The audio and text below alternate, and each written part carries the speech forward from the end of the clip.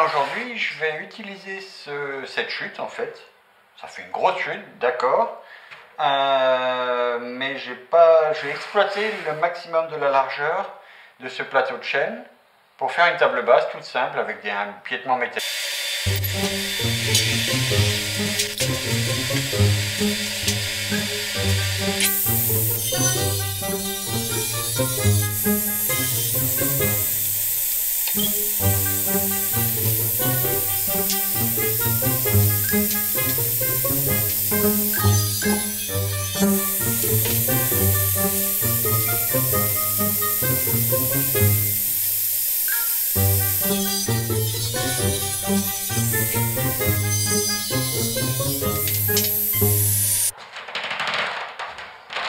Voilà, maintenant que je l'ai mise au carré, je m'aperçois qu'il y a 54 cm, ce qui fait juste en gros 4 ou 5 cm de plus que ce que je peux passer sur la dégauchisseuse. Donc je vais en enlever encore un bout, et dans la table, je vais lui mettre des alaises pour augmenter la surface, mettre une alaise de chaque côté, peut-être un cadre complet, je ne sais pas encore.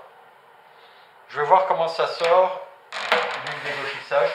J'avais déjà essayé de dégauchir à la défonceuse. C'est plutôt long à faire.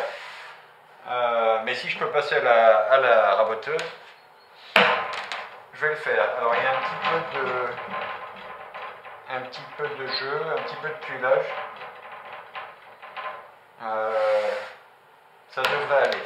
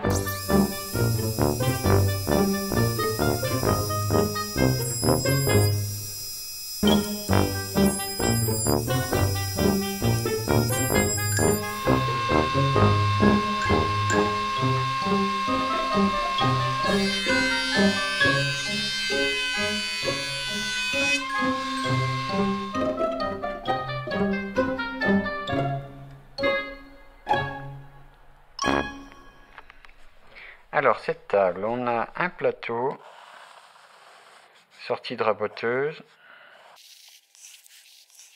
qui fait 48 par 112.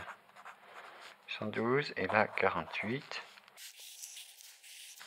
Je pense que je vais lui mettre des alaises. Je vais lui mettre des alaises autour. Éventuellement, en jouant des couleurs, je vais changer d'essence de bois. Peut-être faire un insert en tilleul, ici. Et là. Donc ça sera tout blanc. Là.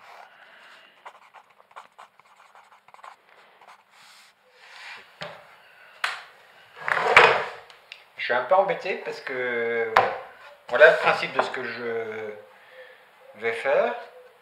Sauf que mes bouts de tilleul, il n'y a que de l'aubier en gros. Donc là on a 3 mm. Et l'autre là, il est quasiment pareil.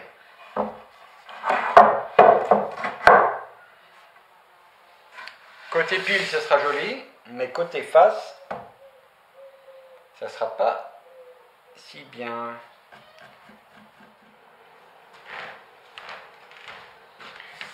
Donc j'ai écarté l'idée de mettre du tilleul sur le bord de table parce que les morceaux que j'ai ils ne conviennent pas, je ne peux pas en avoir tout de suite, enfin, ça va être compliqué. Et en fait je vais utiliser un produit que je ne connais pas encore très bien, ça s'appelle du Valchromate. C'est un médium teinté dans la masse, ça existe en une variété de couleurs. Alors vu comme ça n'a pas l'air terrible. Mais en fait, ça prend toute sa dimension. Une fois qu'on a mis une huile ou un vernis, ça approfondit beaucoup la couleur. Ça va devenir un rouge carmin. Et c'est lisse, lisse comme tout. Je crois que ça va être pas mal. Donc en fait, ça vient en panneau de 19 mm. Donc j'ai empilé 2 panneaux de chaque côté, avec une alaise en plus.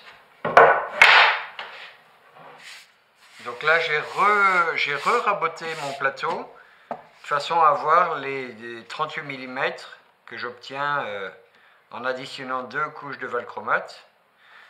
Je vais coller ces 2 éléments ensemble et puis demain je pourrai faire l'assemblage du plateau. Alors pendant que le Valchromate est en train de sécher, je vais m'occuper de cette fente parce que je vais garder finalement toute la longueur de la table. Je vais faire un papillon ici. Donc la première chose à faire, c'est de commencer par couper le papillon. Je vais faire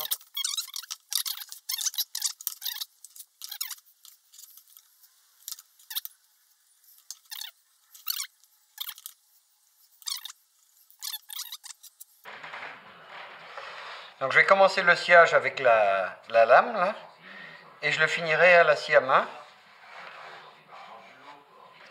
Donc je vais aligner, c'est un peu à l'œil, hein, c'est...